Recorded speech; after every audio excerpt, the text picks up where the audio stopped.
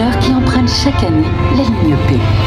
Paris 3, ce sont 1,7 million de voyageurs par an dans les TER Grand Est. Ce sont également 2 départements traversés de part en part, la Seine-et-Marne et l'Aube.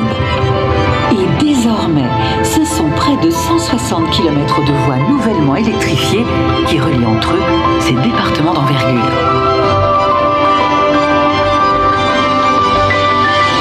Retour sur la première phase de ce projet de grande ampleur. 4 ans de travaux, souvent de nuit, pour réduire l'impact sur les voyageurs. Et des prouesses techniques. L'installation de 3200 poteaux destinés à soutenir les 230 km de caténaires déployés.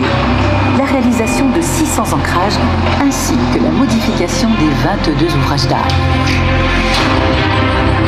Démolir pour reconstruire. Pour déployer le nouveau réseau électrique et accueillir des trains au gabarit plus moderne, les installations ferroviaires ont été adaptées. Ponts routiers, passerelles et tunnels ont ainsi été parfois complètement démolis, rehaussés ou restaurés.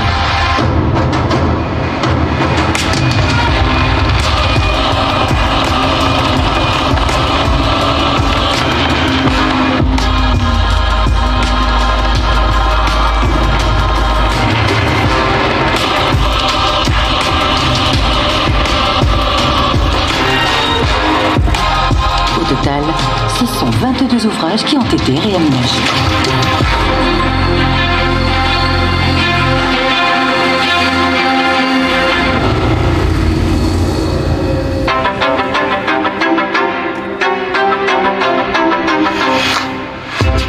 La signalisation ferroviaire a également été adaptée.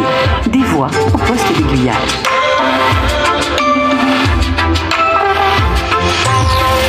Il s'agit là de travaux délicats et pour autant essentiels pour permettre un trafic fluide et en sécurité.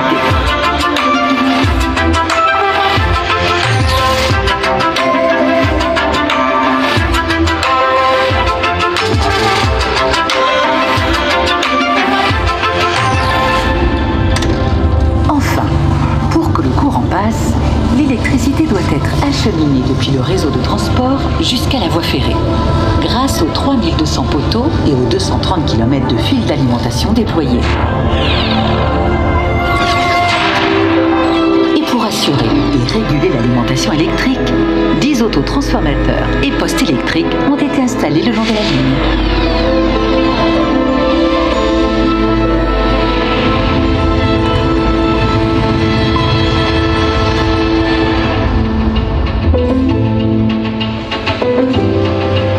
Depuis le 29 août, les trains circulent en mode électrique depuis Paris jusqu'à Nogent-sur-Seine.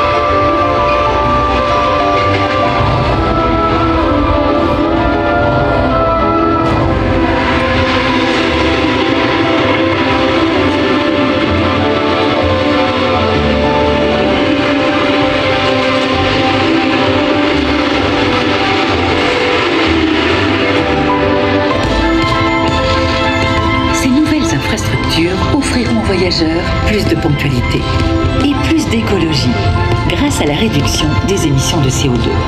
Elles permettront également l'arrivée de trains de dernière génération qui viendront élargir les bénéfices de l'électrification.